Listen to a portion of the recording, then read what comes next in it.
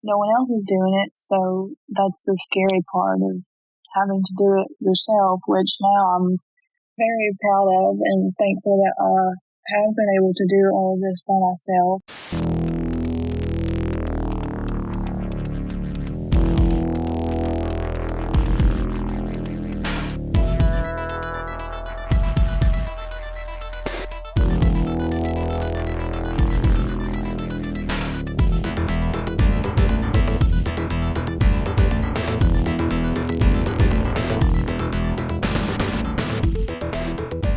Ladies and gentlemen, welcome back to Campfire Bandy, a podcast where I get progressively more tired, but the sweet release of death still doesn't come. I'm Grayson Black, and I am very excited to be back here with Brianna Millsaps to talk real stories with real people. Brianna, it's good to have you back for part 2. Part 1 was pretty heavy. We talked childhood trauma, domestic violence, the Marines, our personal relationship, and counseling. So we did kind of end on a high note. With all that said, how are you doing today? I am doing good. How are you? I'm good. I made the mistake of taking like a 10-minute nap before you got on since you were eating and such, and I am still waking up, I will admit that, but that's okay. Just chug you a cup of coffee would be good. Oh, I can't do that.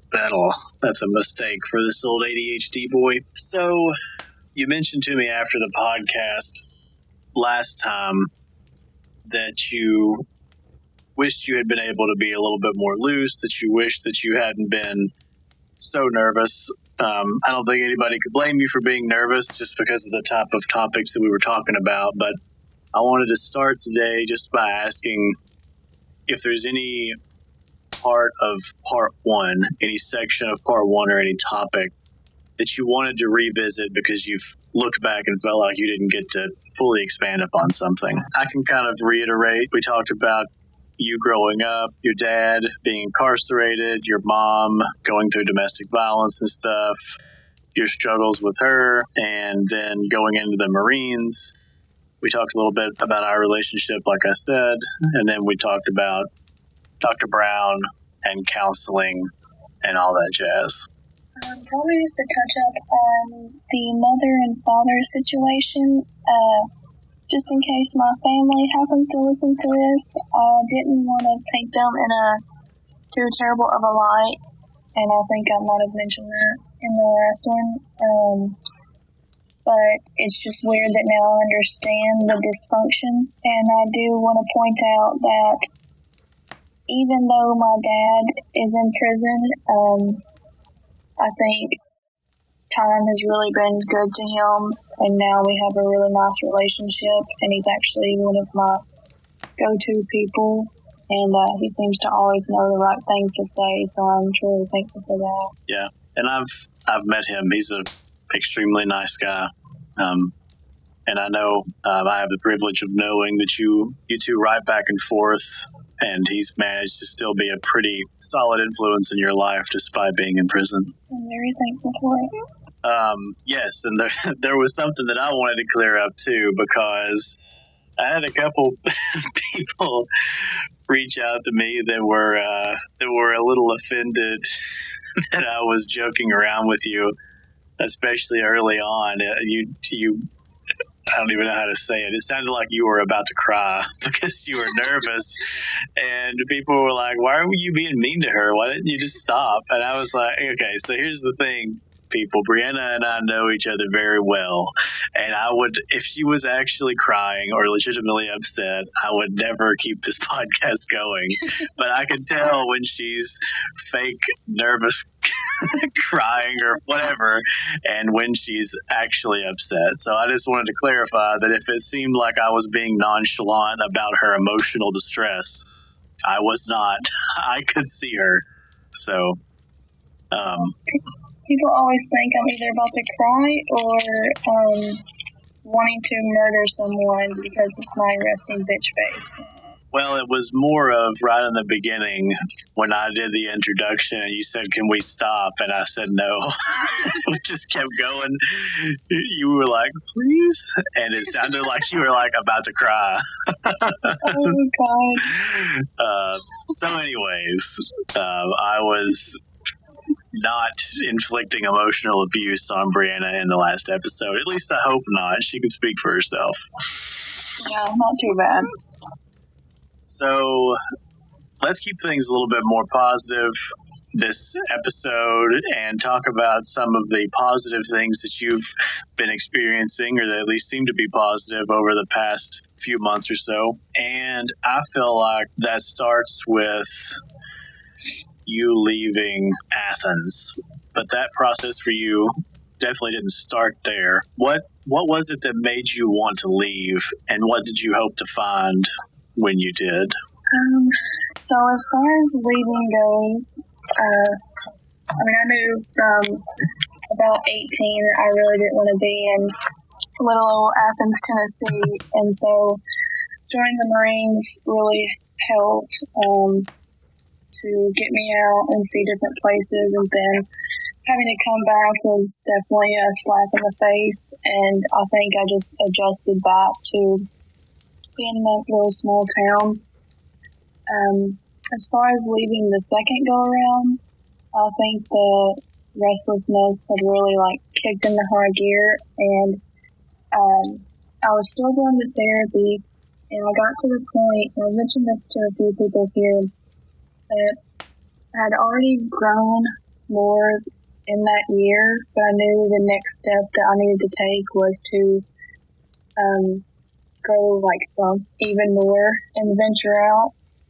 So what I'm trying to say, I guess, is I knew that I could only grow so much while still being in Athens. And so that's when I just decided that I need to spread my wings and fly again. Did you feel like that was kind of underlying from the time that you were forced to come back and leave the Marines? Like it was always kind of bubbling underneath that desire to leave?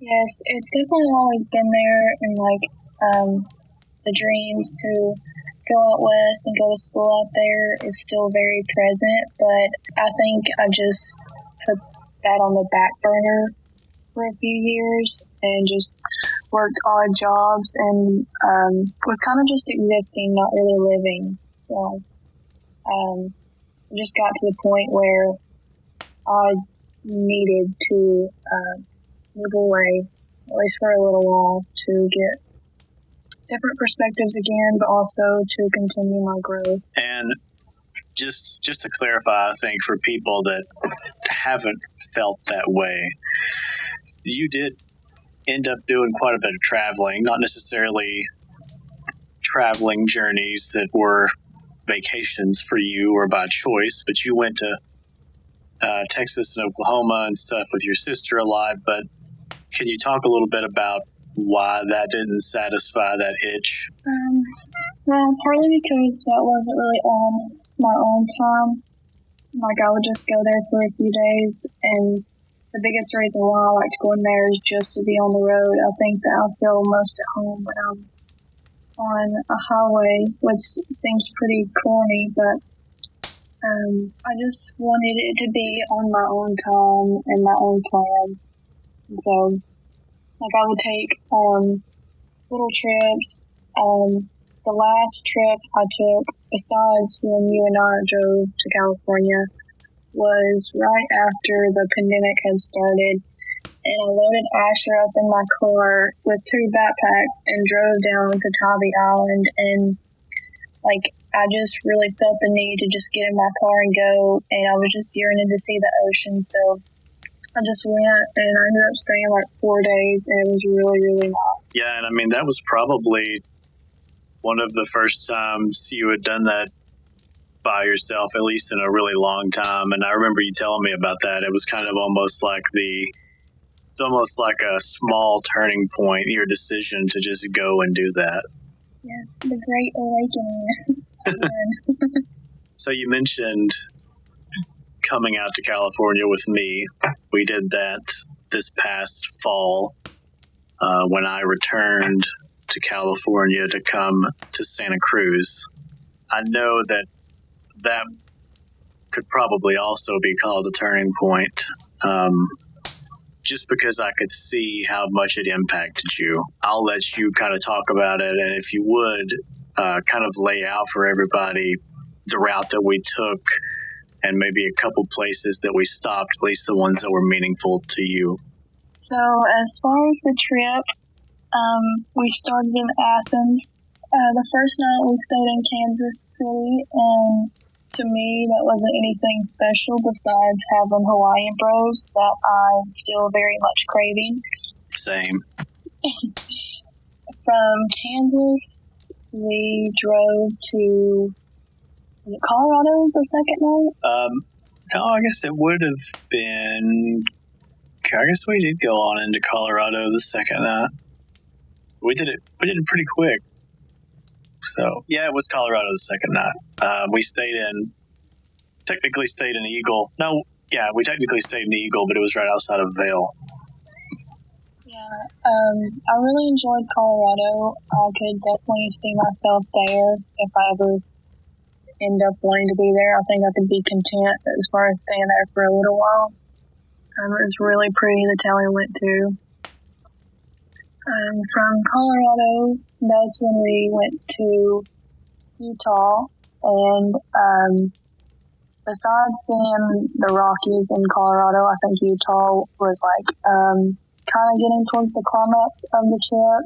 Going to Arches National Park in Moab was really, really cool, and it was very strange to see just the arches and all that landscape for the first time. Like, you only see that stuff in movies, and to actually be there standing on the dirt, like, just makes it real and, I mean, almost surreal. So it was definitely wild. Yeah, and that's the night that we left Eagle, Colorado, drove into Arches, and then drove like another 2.5 hours before we stopped. And it ended up being much longer of a day than we anticipated.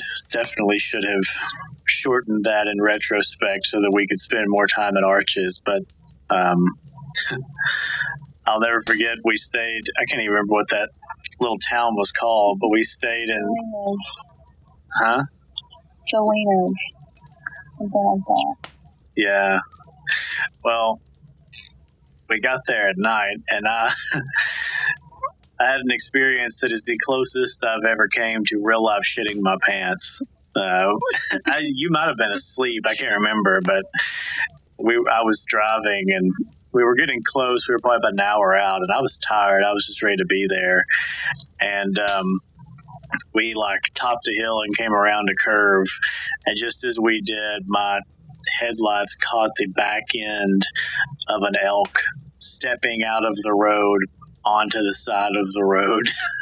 And of course I slowed down, but it was very much the size of my car, and it was very much a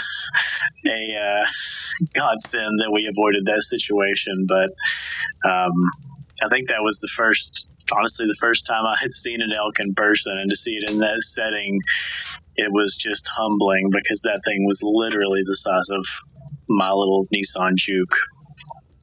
And then we stayed in probably the nicest Super 8 motel I've ever seen. Went to Denny's that night, and then got up and went to Mom's Cafe, I think it was called. You remember that? I do. Really good food. That's not the direction I thought you were going with the shitting yourself story. I thought you were going to tell, like, you just really needed to use the bathroom, but I wasn't going to the elk. And it was huge. It was weird to see one, like, in person. They're much bigger in person than on TV. Mm-hmm. I guess, what about the fourth night? So the fourth night, after Utah, we drove down to Las Vegas, Nevada, and that was very, very fun. 10 out of 10 would definitely go again. Highlight of that was probably just seeing everybody smoke weed out in public. Yeah, you only got more of that going forward too, didn't you? Yeah, well, it wasn't too heavy, and when we got to Santa Cruz, I feel like it was just more like out in the open where we was at Las Vegas. Yeah, you could just smell it too. Of course, Las Vegas was much more of a city than Santa Cruz was when we got here, but that was cool. I mean, we stayed in the MGM Grand because you can stay in those resorts pretty cheap because they expect you to gamble, and we went to the Hard Rock Cafe, paid more for that fucking meal than we did for the room. But we got to walk around through some of the other resorts, that big castle one, and I was going to mention something we did, and I forgot. Oh, that crazy rally came down the street. That's what I remember. It was these people honoring the shooting that just happened to have happened a year ago to the day that we were there. I think it was at a country concert or something in Las Vegas. Yeah, I thought it was a Trump rally at first. Yeah, well, it looked like a Trump rally at first because everybody had their big trucks and their flags, and some of them were on four-wheelers and all that shit. But thankfully, seemed to be for a good cause anyways. It did look like a bunch of rednecks, but rednecks are people too. That last day, we spent pretty much all day driving into town. But once we got to California, it was pretty cool. Yes, it was very cool. I think, at least for me, I mean, you had already been out there, but like passing by and stopping at the California sign, I don't know, it all seemed very surreal from like then on. Like, I kept having to remind myself, like, I'm actually here, like, this is actually life. Yeah, I tell people all the time out here, and the only person that's really understood what I meant was my friend Daniel that I met. He was from North Carolina. Like, people out here at least don't realize what California is like just as an idea, like as a thought when you live back east. And specifically when you live back east and you've not been a lot of places and you feel a little bit trapped there, like California is this like mystical place. And I'm sure you were feeling the same way I felt, the same way that I went out there. It's like, holy shit, like I'm really here. And I still, even now, will be like driving down the road in the most mundane, basic place. And I'm like, damn, I'm in California right now. Like, it is just still so crazy to me.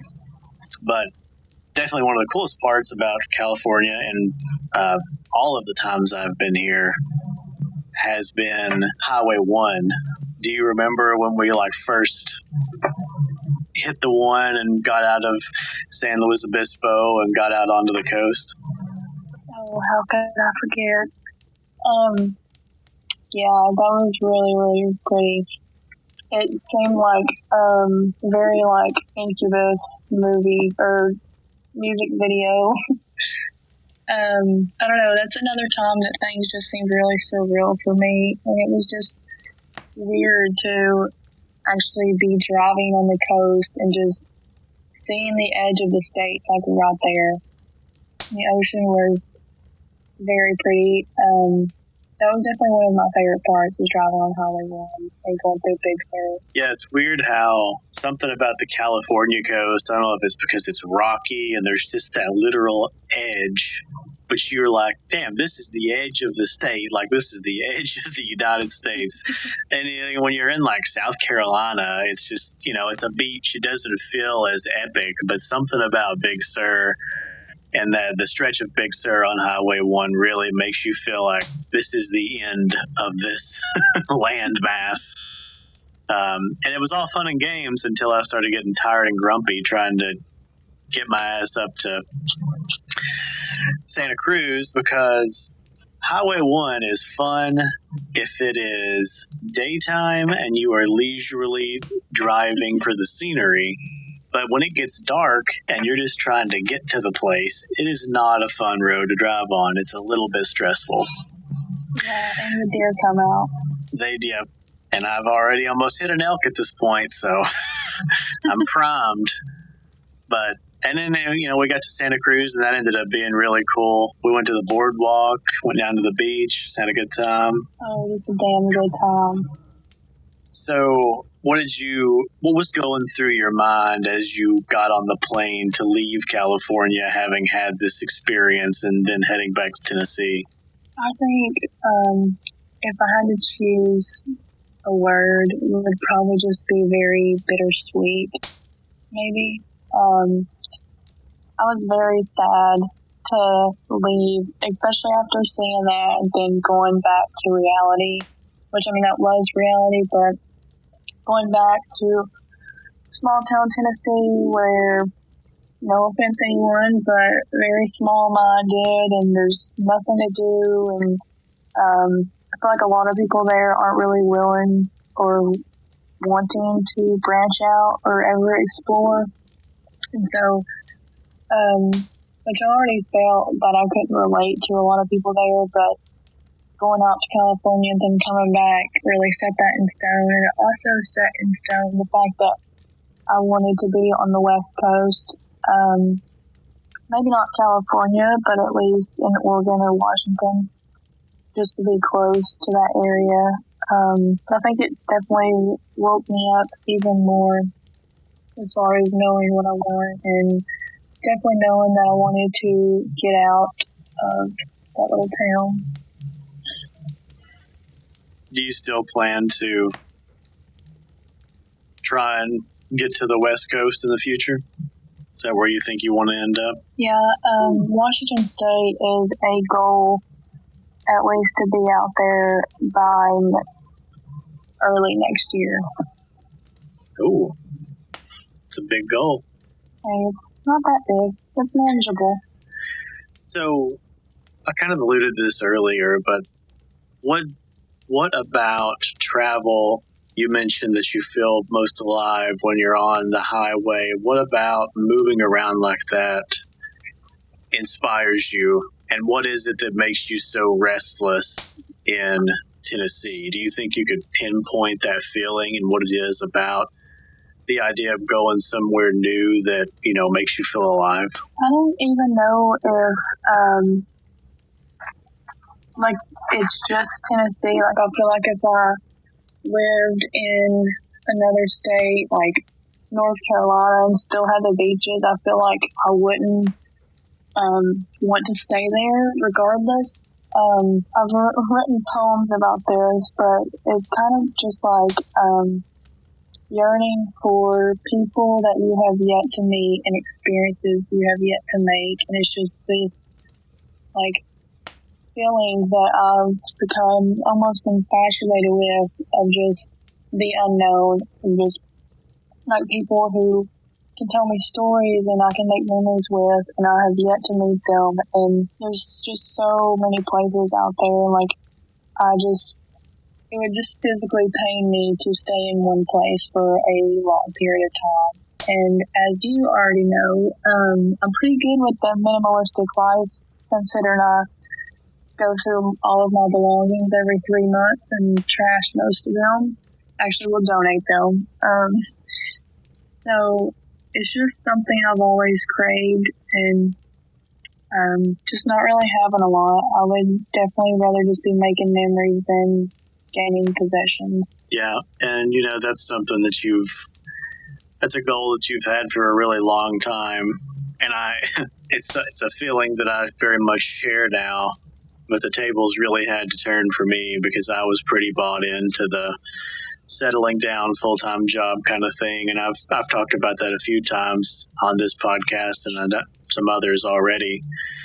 But it is funny how the tables turned for me to want to, or not to want to, but to be so turned off, I guess, by the idea of staying in one place and knowing that there's all these other potential places and people that I could be seeing and meeting, and all these experiences that I could be having, and I'm just choosing to stay in one place for no reason besides the fact that, I'm buying into the thought that I have to stay there. And I think that that's what did it for me, is finally realizing that I didn't have to stay anywhere that I didn't want to or be anybody that I didn't want to be.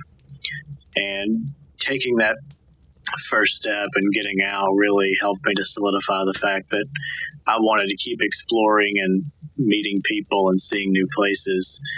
But to your credit, you felt that way for a long time. And I mean, maybe that's because you kind of got that out of your system when you went to the Marines and realized that there was a larger world. Yeah, I definitely had a taste of it early on, but also I didn't really give in to the pressure that a lot of small towns display as far as graduate, go to college, buy a house, get married, have babies, have a mortgage, have a car payment, all that stuff that is essentially life is just not the kind of life that I want to live.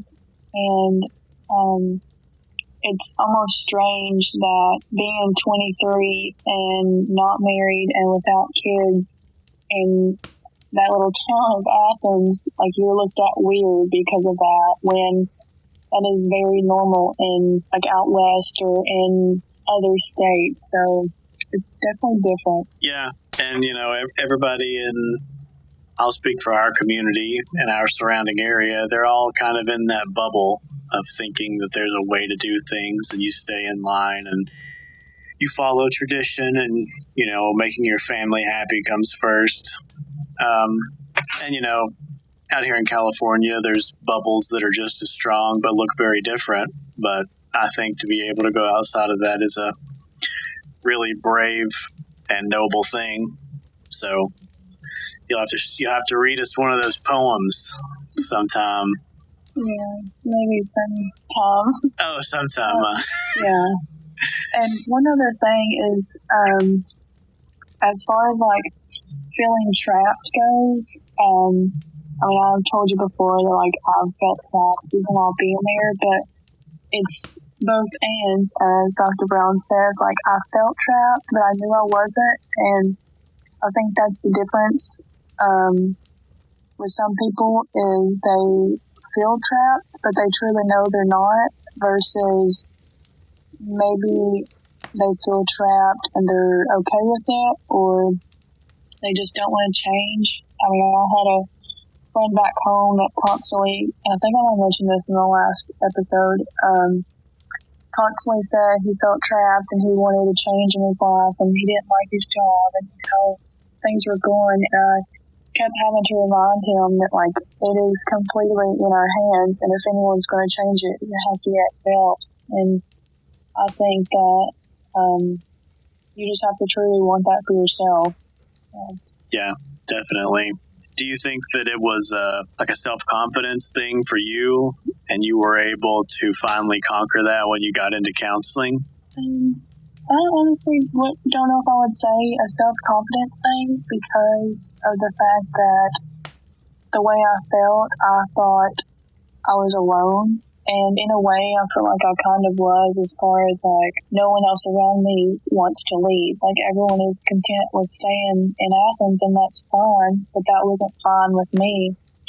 And so I think that made it even more scary to acknowledge that leaving is what I wanted to do, and, like, traveling is what I want to do, but no one else is doing it. So that's the scary part of having to do it yourself, which now I'm very proud of and thankful that I have been able to do all of this by myself. Yeah.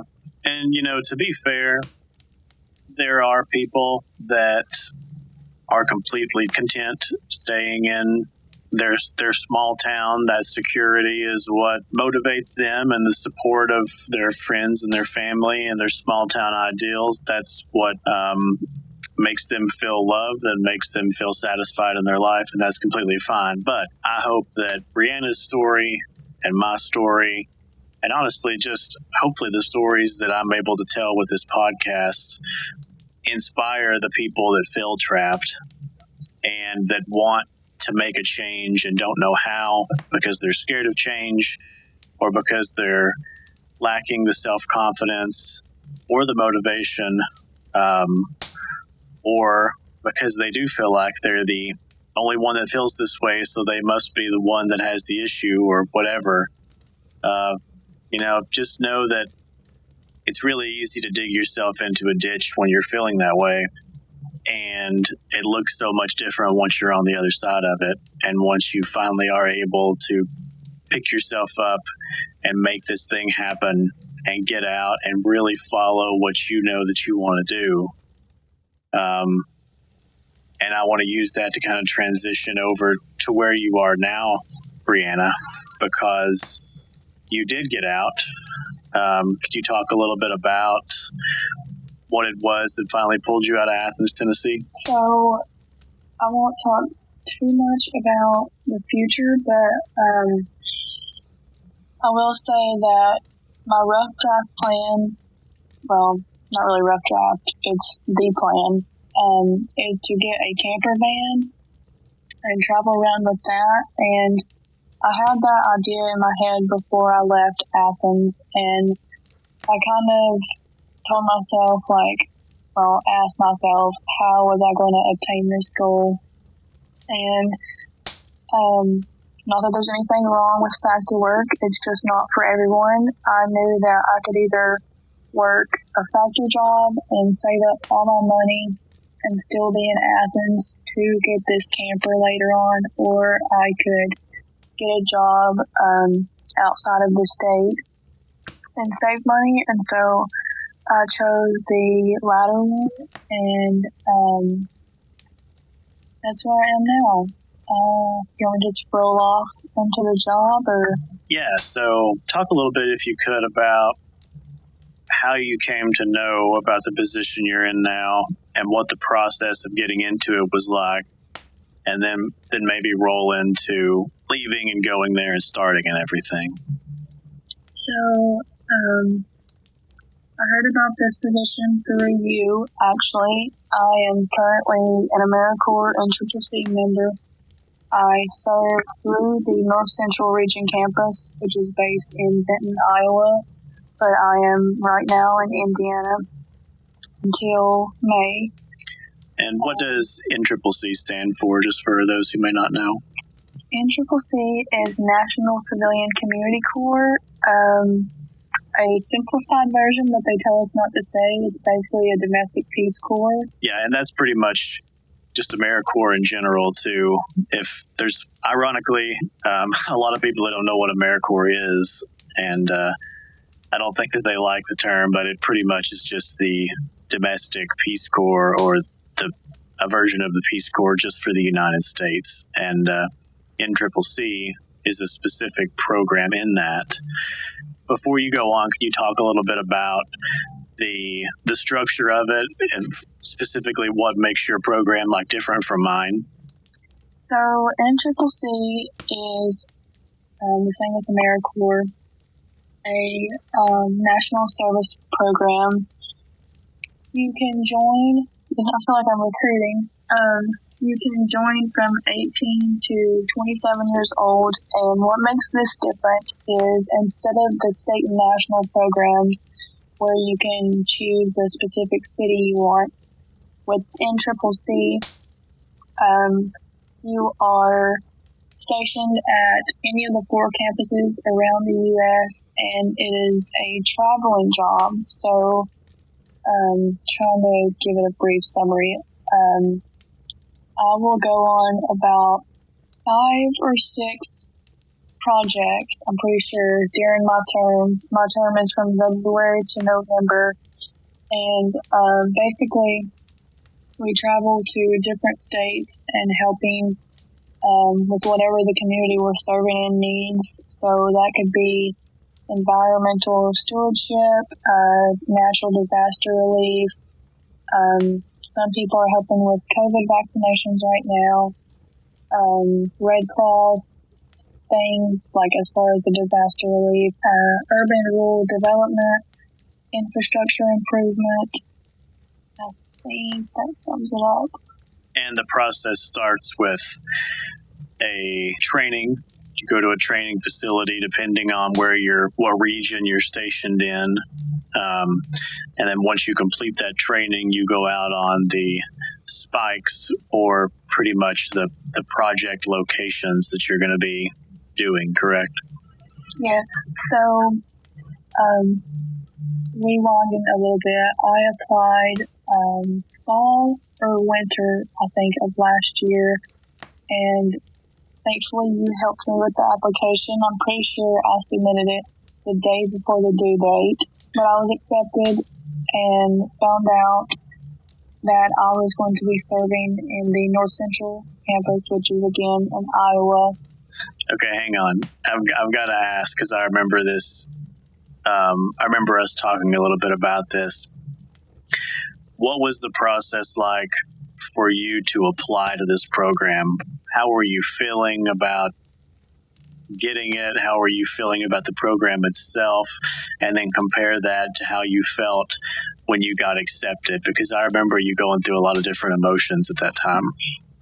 It was definitely a roller coaster. As far as applying goes, I'll be honest, I felt very overwhelmed. I think anyone who is in this program can agree that there's not a lot of information in regards to NCCC out there, whether that's on the internet or just YouTube. You kind of have to dig down a Reddit hole for more in-depth questions, but I applied. You have to write a mission statement for the application, and it's just a waiting game. So before I knew I was accepted, I definitely had a roller coaster of emotions, but at some point I had kind of just forgotten about it. And if I remember right, maybe I even told myself that, like, yeah, I already have it, like, kind of to prepare myself if I actually got it.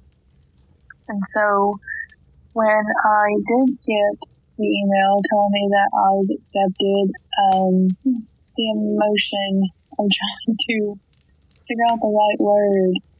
I think it was denial, honestly. It's really weird to say that was the emotion too, because it was something that, like, I really wanted, and I knew that it would be really good for me, but once I had it in my hands, it was like I'm waiting for something bad to happen. Like I'm waiting for this to be taken away from me. Yeah, and I remember you almost becoming, nostalgic, ironically enough, for the people and the place before you left. Do you think that was just kind of fear of the change and being a little bit scared to let go, or was it something else? I think it was a little bit of fear of change. I mean, I had been through change before, but the biggest or the best way I've been describing this is when I joined the Marines, I felt like part of me was running away, and that change, of course, signing on a dotted line your life away, was very much forced. I mean, like I signed, like I was ready, but what made joining NCCC different was it was on my own time, and I just knew that I was ready to leave, and it was really different because I had more things to leave behind, as far as like my roommates and the good friends I had, and especially Asher. I will add, so Miranda is your brother's soon-to-be wife, Walker, and she told me that she was listening to the podcast the other day, and it was on speaker, and Asher's ears perked up, and he was like tilting his head, and that made me really happy. So Asher, this is my time to shine, is my dog who I acquired from you. You adopted Asher when we were still together, and eventually when I wasn't working, I think that was like peak time that I formed a bond with Asher, and I really got close and attached to him. And when we separated, I was really thankful that I was able to take Asher because it sounds cheesy, but Dr. Brown tells me it's not. Asher is very much one of my best friends, and I feel like in some of the dark places that I used to be at, I would have been a lot worse off had it not been for him. And it's almost humorous that we talked about codependence last time because that's what I talked about in therapy a few times in regards to Asher because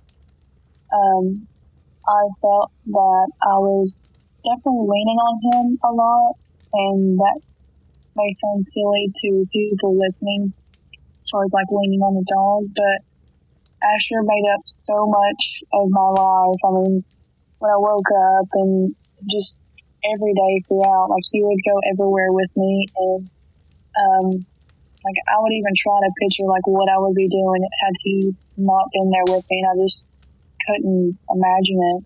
So, though I miss him very, very, very much, I think that in a way this is a good thing for me to separate myself from not only something that I was very much attached to, but also any distractions, which Asher is by no means a distraction, but I think I needed to branch off from pretty much everything I used to know and face a complete change. But Asher is my right-hand man, and I'm very much looking forward to traveling around with him. He's 4 years old and the sweetest boy in the world. Well, I think you'd probably be surprised how many people out there feel the same way, feel like their dog is their best friend and the one person, quote unquote, that they can always go to talk to. And a lot of them probably feel pretty codependent on their dog too. And I mean, honestly, to your credit, a lot of people that are as attached to their dog as you were to Asher would not have been able to make the decision to still follow this dream and leave their dog temporarily, behind, quote unquote. I think it goes without saying that you were lucky enough to have a good home to leave him with and somewhere where you could be confident he would be there when you got back. But I think a lot of people see what you see in Asher and their dog. So I'm sure it's not quite as crazy as you think it is. But, you mentioned again going out and doing this thing. We've talked a little bit about the application process and the acceptance process. What was it like when you got on that plane and then got off of it in Iowa? Weird is probably the best way I can describe it.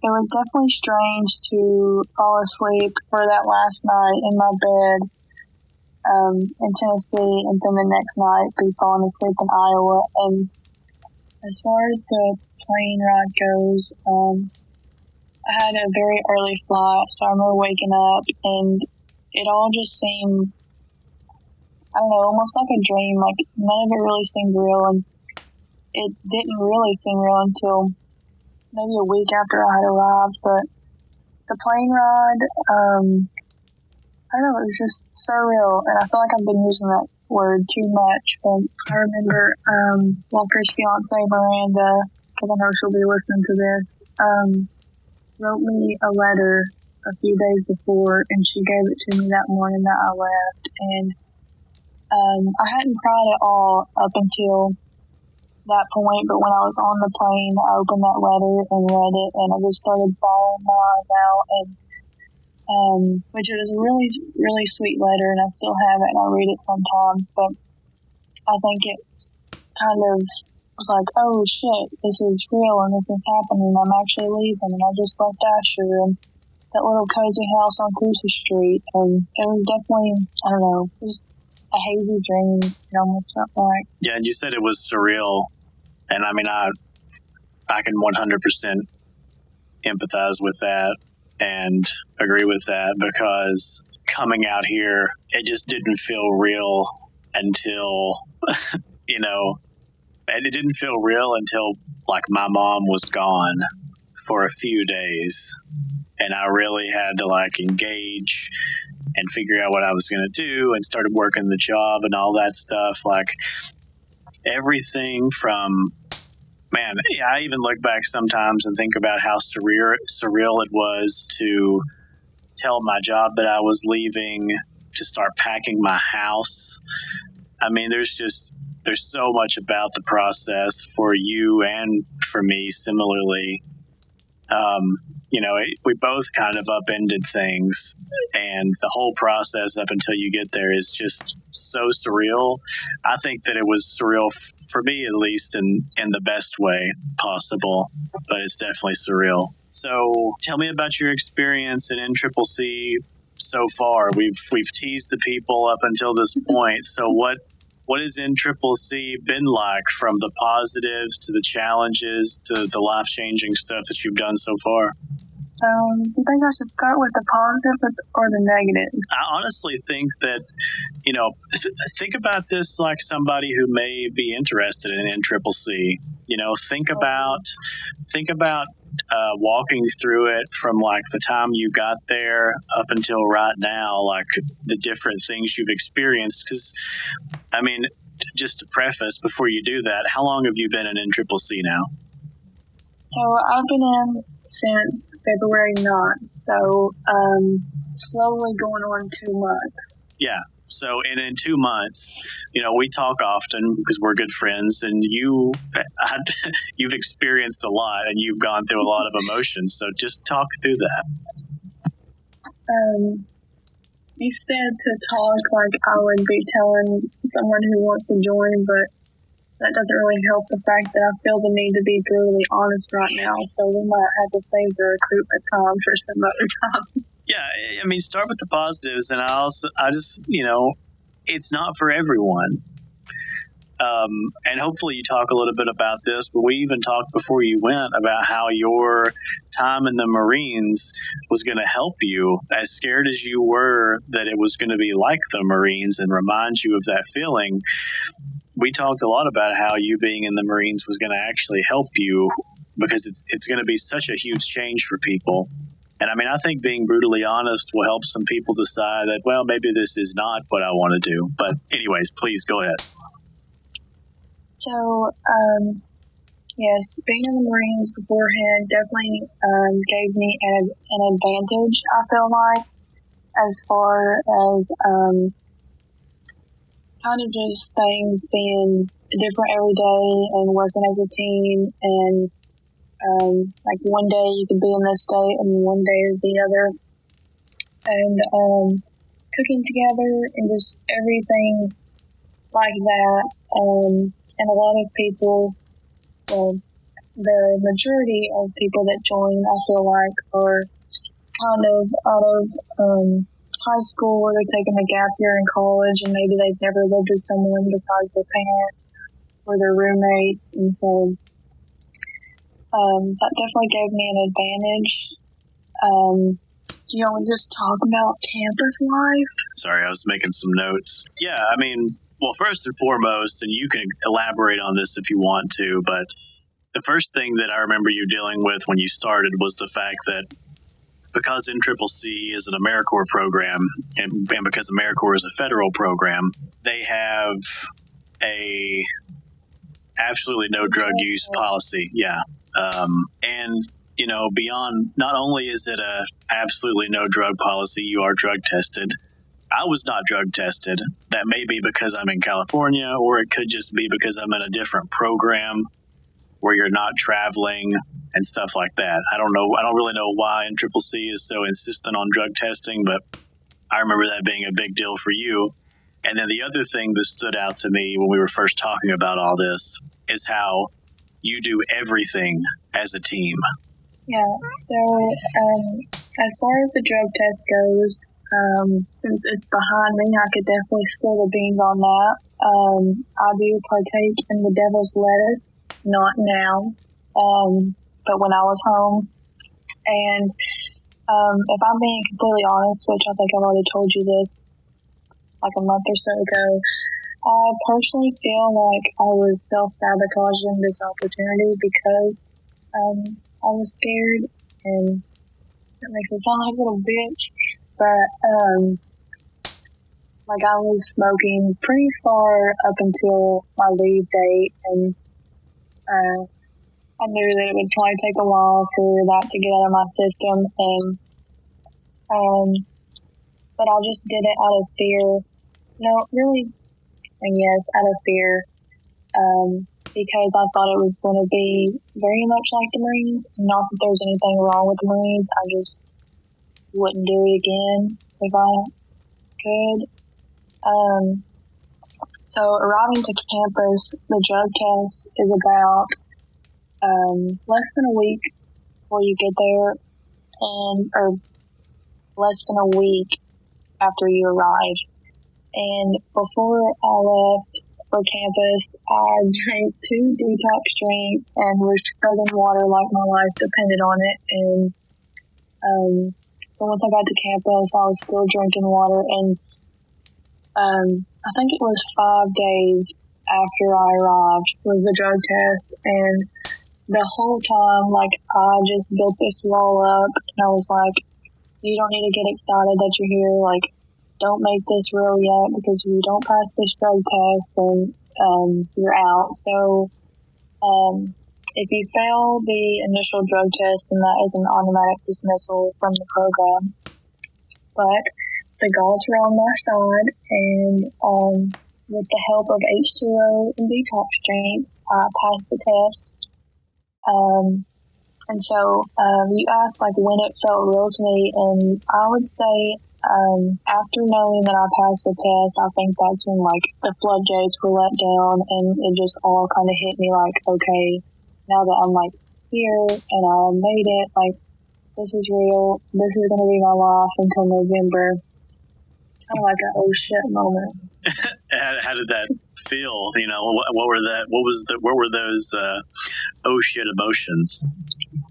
I think it was both relief and feeling anxious, because like I had said, I think I had built that wall up, and pretty much up until the drug test was telling myself like, okay, you're not going to pass, like don't like get excited about this, you're about to go straight back home. And so but once I realized I had passed, I was very much relieved, and though I was anxious, I think the relief was probably a bigger emotion, because I was already excited about the program, even though I had that wall, like I couldn't turn off the other emotions. And like I even remember telling my roommate back at campus, like, I really hope this works out, because like I wouldn't want to leave now. Like I just know that I really want this. And it's weird how that happened, because just weeks prior to that, I was self-sabotaging the opportunity. And then once I got there, I was like, wow, this is really not like I thought it would be. And so it was really good. And during that time, you were really coming to understand just how much teamwork was going to be involved in the program. Can you talk a little bit about the teamwork process back at training campus, because you're done with training now? So maybe talk a little bit about the training process and the level of teamwork that goes into NCCC. So the level of teamwork is outstanding.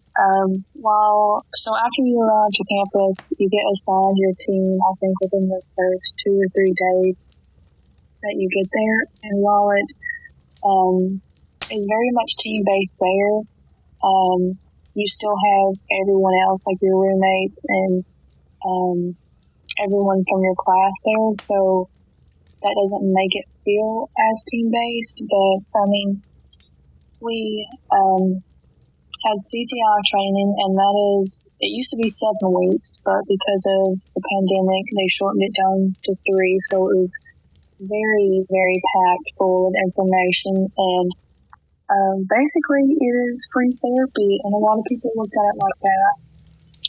What does CTI stand for? You shouldn't ask me that. Well, can you explain like what it is when you say that there was a lot of it? What exactly was it? CTI is Core Institutions Training, and the classes are, there's a bunch, but I'll try to go over a few, like tools and safety, because obviously we're going to be working with that. Mental health classes, and kind of just becoming more aware of everyone's feelings and how to communicate your feelings properly, sexual assault, prevention training, basically a lot of classes on teaching knowledge of the Corps, which a lot of their principles came from the military, so I did see a lot of similarities, but it wasn't too shell-shocking. CTI seems like it was so long ago. As far as it being like free therapy, I don't think really anyone expected us to talk about our feelings so much, but they made that a very strong point, which is a really good thing in my opinion. And so even we learned this thing called I-message statements, and basically how to kind of not attack someone when you're trying to tell them how they made you feel. And like going over that just made me realize, or kind of think about the way I talk to people even more, and it really opened my eyes to a lot of things. That's awesome. That sounds like actually useful stuff that you can take into life going forward, but in the context of NCCC, probably very much aimed at making you all not kill each other within these teams, because they know that you're going to face a lot of frustrating and long days. Yes, they definitely made it a point to let us know that this is going to be challenging, and like once we're with our teams, it's going to be difficult, and they're not wrong on that. And they definitely reminded us that before we know it, like graduation is going to be here, and time has been moving both very slow and very fast for me. Like just telling you that I've been in for almost 2 months seems so crazy. I know, it's weird. Yeah, and you're in for a total of how many months? It's 10 months total. 10 months. And before we move on to this, I know I keep harping on it. Just to reiterate on the teamwork thing, you all have an allotted grocery budget, and you go to the grocery store together, and then you all make meals on certain days for the whole team, correct? Yes. So as far as my team, there's 9 members, including my team leader. Team leader is pretty much our quote-unquote boss. Most teams have 7 or 8 people, but we do have a bigger group. And so we all travel in a van together. We all sleep in the same house together, cook together, clean together, work together. So we're pretty much together 24/7. And you've already faced some of the challenges of teamwork with being frustrated with people and feeling like not everyone is pulling their weight, which even if your teammates were to listen to this, I don't think that's going to get you in trouble, because that happens with every team. But you've definitely already felt some of that. And I think to anybody else, to you, 2 months has felt like it's flown by, but 2 months probably to everyone else doesn't really feel like you've been in for that long and you've already experienced this stuff. Yeah, so once you leave for your first spike, I think that's when shit gets real. And some of the difficulties I've faced with my team, in case they listen, which I've pretty much made this clear to them, I think,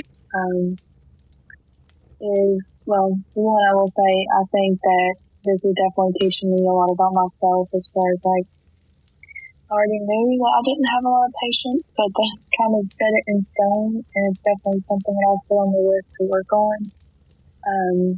But I'm trying to realize, or accept, I should say, the fact that not everyone is on the same maturity level, and not to say that because I'm 23, like, I'm better or even more mature than everyone else, but in a way, like, I do believe I am, and there's younger people on my team that is very mature for their age, which is not a surprise. But the challenges is, the biggest thing for me is I feel like some people aren't willing or even wanting to change, and that's probably not the best thing to, or the best mindset to have when you join this program, because for me personally, like, I knew that I would change, and I even told, like, myself and other members that I wanted to leave a better person come November than when I came in February. And so, join only if you're truly wanting to change and grow and realize the things that you need to work on. Yeah, and I mean, I do think that, you're not giving yourself enough credit. It's probably a little bit of an understatement to say that you came in with a different perspective, because, not only are you older than most probably, but you also have a military background under your belt. Regardless of how long you were in, you have that discipline. You went through basic, and you came to this decision completely by your own volition. And like you said, you were ready to change. So that's just like a whole different way of looking at the program that I'm sure some of the other people are coming into it. So, so you completed your training in Iowa. Where is your first spike at? I am right now in Brixton, Indiana, which is in northern Indiana, about 6 hours away from campus in Iowa. And can you talk some about the programs and some of the cool stuff that you've already got to do? So, since my first spike is in Indiana, I will be here until May 5th, and I'm at the end of working with my first sponsor. So when you go out on spikes, you get basically bosses, but they're sponsors of the organization you're working with. And my team and I are right now working alongside Mitch's Land Trust, and a little backstory on them because they need a lot of credit.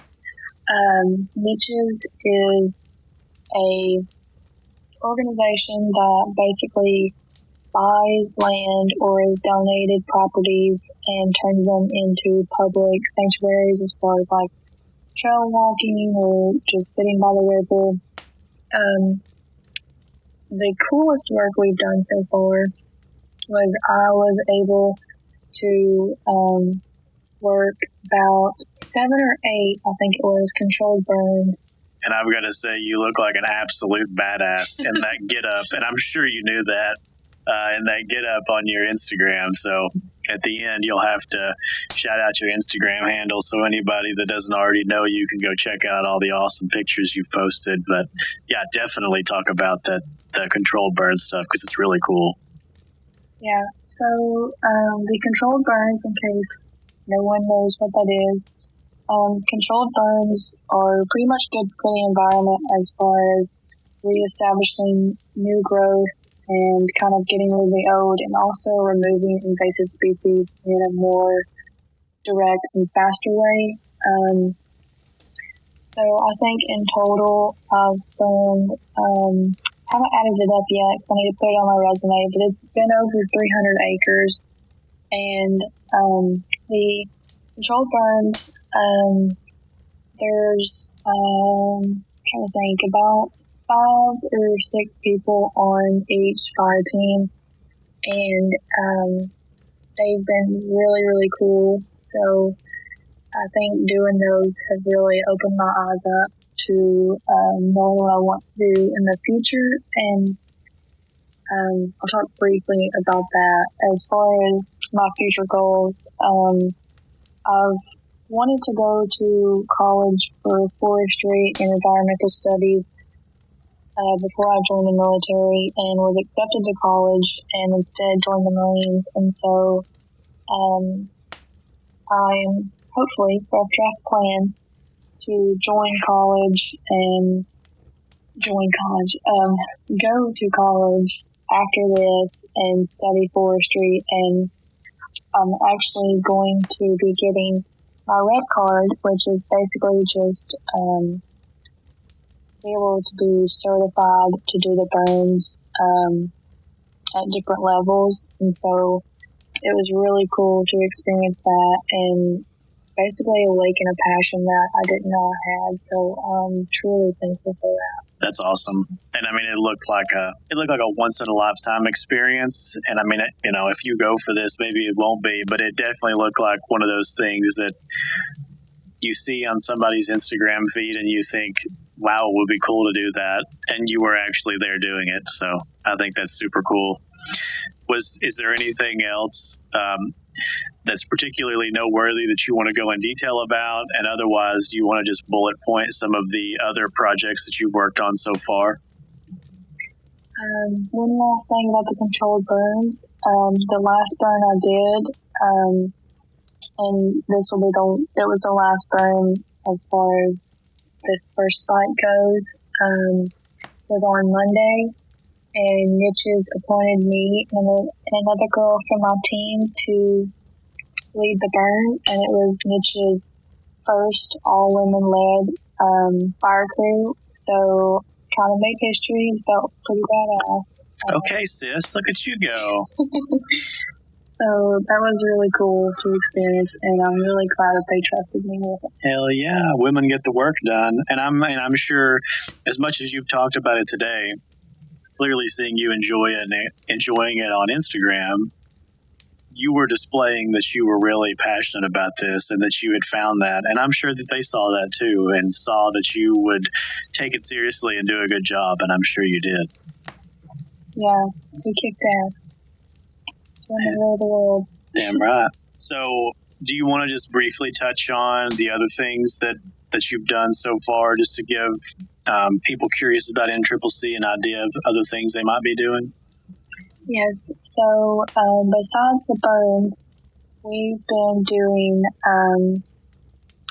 river cleanup along ravines and on Mitch's property, invasive species removal as far as garlic mustard is invasive, winter creeper, and honeysuckle is a really big problem up here. It's invasive, which kind of blows my mind because back home in the South, honeysuckle, you just see them everywhere and you don't think of anything. And I mean, half of us drink the juice from the flower. And so, but as far as them being invasive, when one comes, they pretty much a bunch follows, and they all grow pretty rapidly, so it doesn't give the other trees around the honeysuckles enough room to thrive. So we've been working on removing honeysuckles, laying down herbicide. The trash pickup that we did in the ravine was actually pretty cool. The trash was pretty much from the 1960s when people use their backyard as dumpsters and just put trash outside, which blows my mind. So it's weird to look at that in that way. We've done little cleanup from alongside the roads that is on the properties, and that's another thing that I'm looking at differently as far as now every time I see trash on the side of the road, I'm like, oh, I have the need to pick it up. That's what we've been doing. The burns took up a lot of our time, and we did the majority of that. So right now, this project is divided between niches and the YMCA camp that we're currently staying at. We're staying at Camp Tecumseh in Crookston, Indiana, and this camp is actually really cool. I need to put some pictures on Instagram, but there's tons of horses, pigs, chickens, and there's no kids here now because of COVID, but not next week, but the week after is when we start working with them, and we'll be doing a lot of trail building, laying floors. That's when the more, I feel like strenuous work is going to start as far as the trail building, clearing trails. And so I'm excited to get even more ripped for that. So, yeah, and that's another thing to mention just real quick. If it wasn't understood, NCCC obviously takes care of your travel because you said you travel by bus, but they also take care of your housing. So 2 more differences in a normal, quote unquote normal, or one of the other state national or the Vista AmeriCorps programs in NCCC. Because you're traveling, they obviously take care of your housing. But it just seems like you get such a broad stroke of experience. You know, you're talking about laying floors, you know, possibly getting construction experience when just these past few weeks you've been learning how to do controlled burns. I mean, you know, you may not be doing this stuff for very long, but it's just such a cool thing to get to learn all these different things. Yes, it's cool, like you said. It's my favorite part is the fact that I'm learning so much in such a short amount of time. As far as the controlled burns and more about forestry and horticulture, and then now I'm going to be trail building, and some other teams are building homes from the ground up, and it's just really cool what all you can learn. And I will say that if you're not a fan of manual labor, I would think twice about joining this program, because you definitely have to put sweat, and sometimes tears into this, but I personally already feel that it is really rewarding, and especially just in the small stuff, to see that you're making a small difference in the communities that you're serving in really means a lot. Yeah, that's really special. Do you have any projects you know of on the immediate horizon coming up that you're looking forward to? You mentioned a few of them, but any more details than that? That's about all the details I have, besides the trail building and the land floors coming up.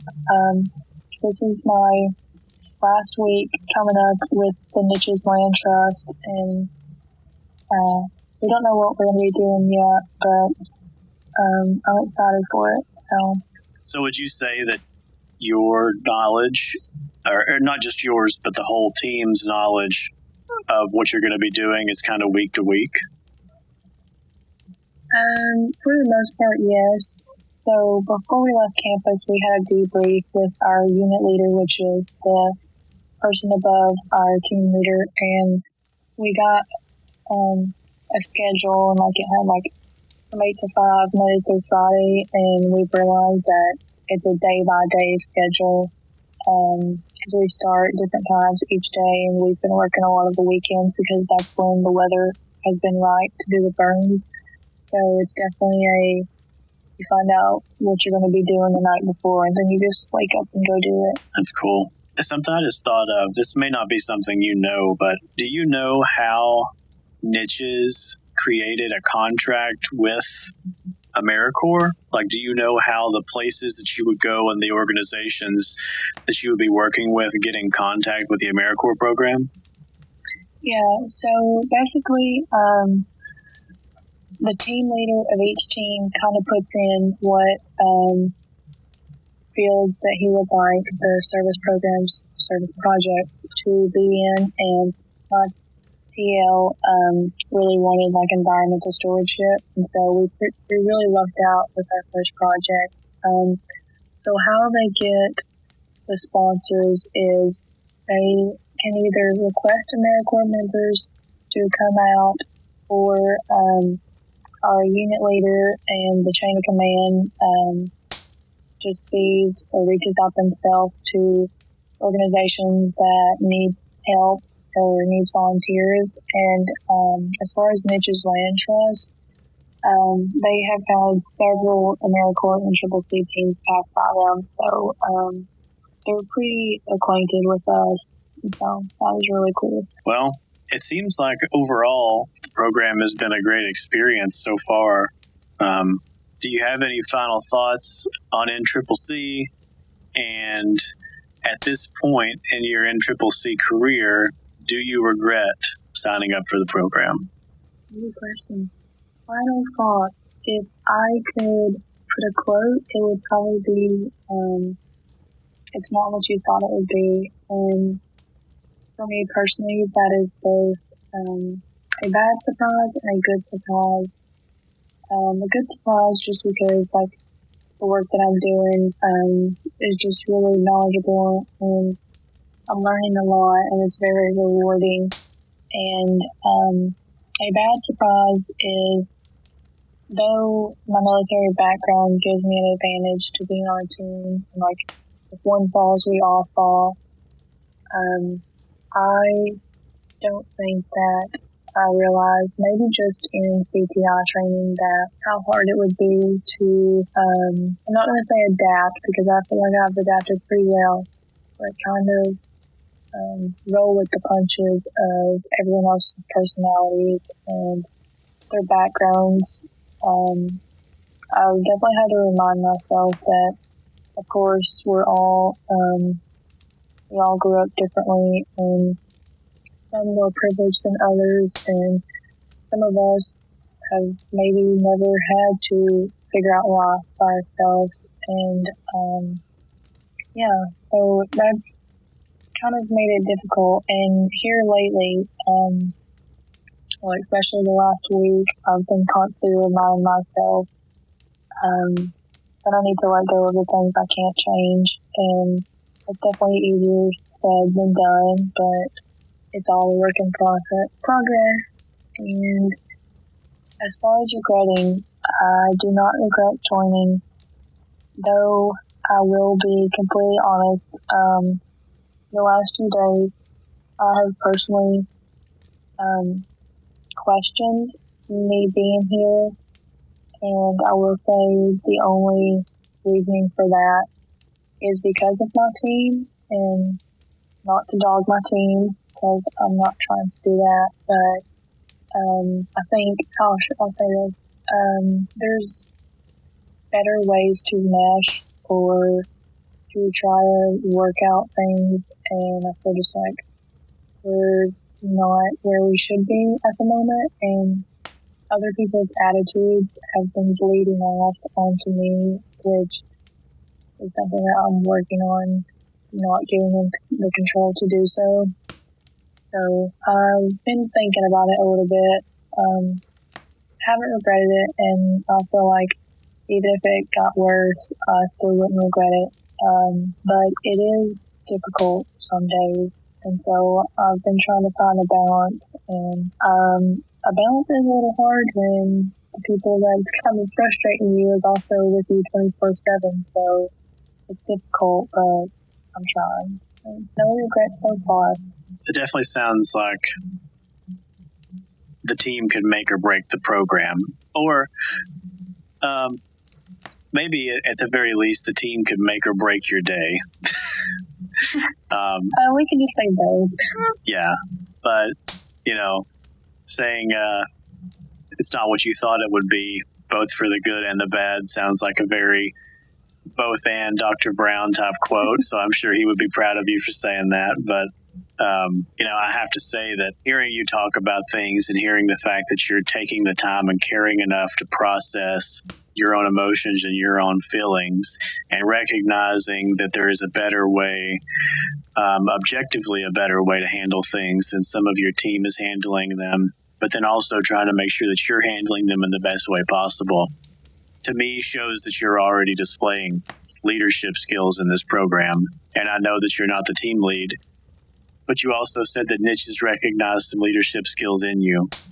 So I hope that you realize, the fact that you are processing these things, and the fact that you're taking the time with yourself to try and do better and be better and contribute to the team and do the best work, regardless of what your day-to-day is, and regardless if you look back at this program and realize that you've had more bad days than good, people are going to recognize that you chose to be a leader. And I think that's really important.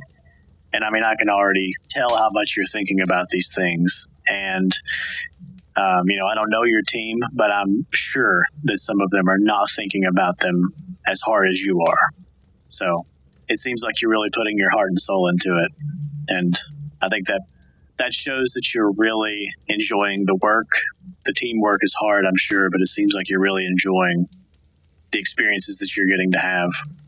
So, speaking of the things that you're learning, looking towards the future, I made note here that you mentioned both you want to buy a camper van and travel the country with Asher, and that you want to try and go to school for forestry. So what else is there beyond that? And what's the process going to be like? What order do you hope you can do these things in? So I will start with the kind of not so rough draft of a plan, kind of the finalized plan, which come November that could completely change. So, but as of now, I will be graduating from NCCC November.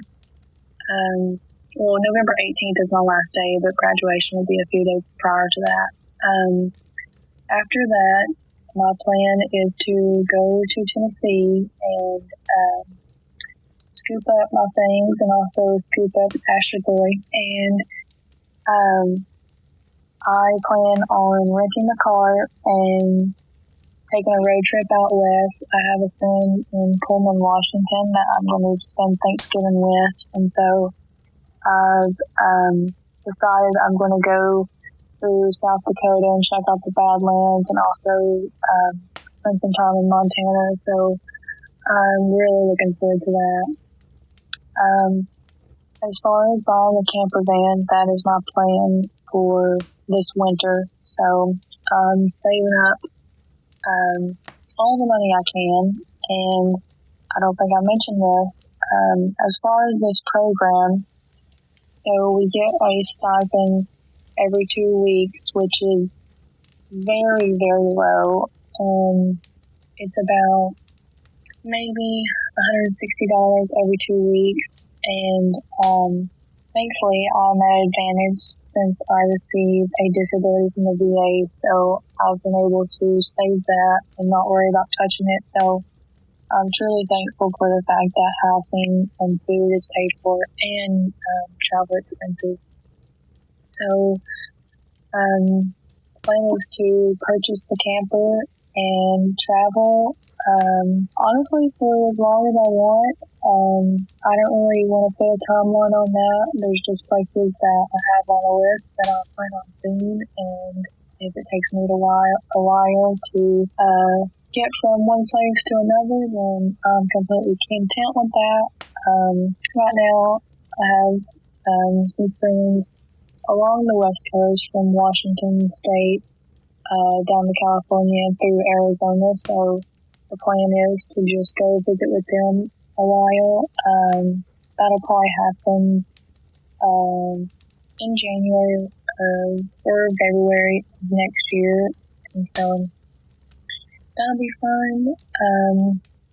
And as far as college goes, I've been thinking that starting in the spring would be cool, but personally feel like I'm probably not ready for it as far as haven't done enough research or really anything along those lines. And plus, due to the pandemic, everything's online, and I personally feel like I would not like that. So as of right now, I'm thinking of holding off until fall of 2022 when more people are vaccinated and hopefully things get back to kind of normal.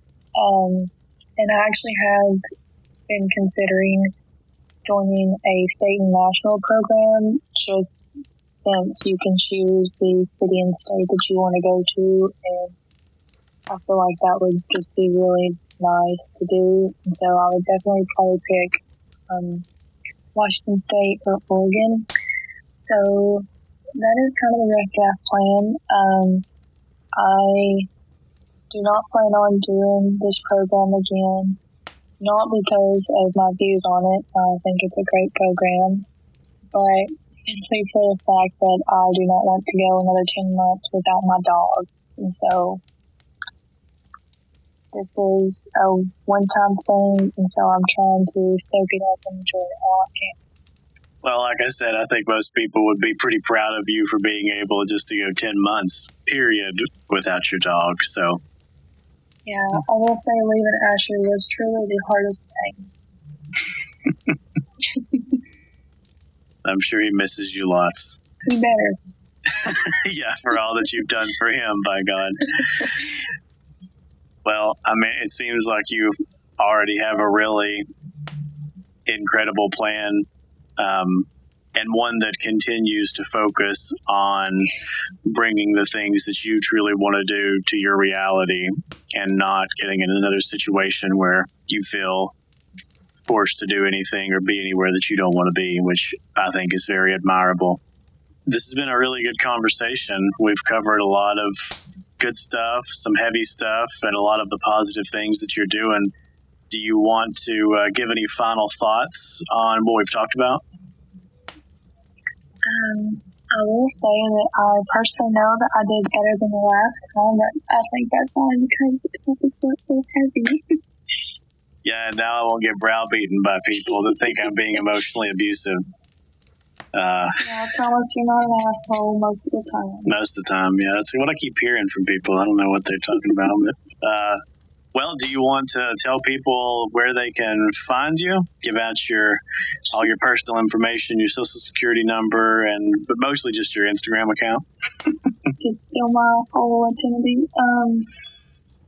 So my Instagram is _into the Twilight Zone. So just search me up and find some really cool pics. Hell yeah, I get to see all those controlled burns. I've got to say, it's really awesome. Yeah, my sister texted me the other day and said, I've just been watching you burn the steak down. Oh. All right, well, thank you so much for coming on, Brianna. It's been great talking to you. It's been great having a conversation that is not so stressful. I'm really, really proud of this one. I think we covered some awesome stuff, so thank you. Thanks for having me, Grayson. Talk to you later. Bye. Bye.